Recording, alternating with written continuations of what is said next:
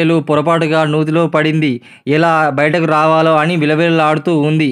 బావి గట్టుపైన ఒక మేక దాని కంటపడింది. సోదరి అక్కడేముంది? ఇక్కడ తిప్పలు పడుతున్నావు. ఇక్కడ చూడు పచ్చిక నవనవలాడుతుంది. రా దూకేయ్, కడుపు నిండా తినచ్చు అంది తోడేలు. ఆ పాడుబడిన నూతిలో గడ్డిని చూసి ఆశపడింది. వెనక ముందు ఆలోచించకుండా గబాలున దూకేసింది మేక. వెంటనే తోడేలు దానిపై కాలు వేసి నూతిలో నుంచి బయటకు దూకింది. గట్టుపై నుంచి వెలికి అక్కడి నుంచి చూస్తూ ఉంది. మేక నీ మాటలు నమ్మి అత్యాశకు లోనై నేనీ బావిలో చిక్కుకుపోయాను. అయినా పర్వాలేదు. నువ్వు కనబడితే జనాలు చావగొడతారు, నేను కనబడితే రక్షిస్తారు అన్నది. సాధు స్వభావులకు పొరపాటుగా అత్యాశకు లోనైన సమాజం సానుభూతి ప్రకటిస్తుంది.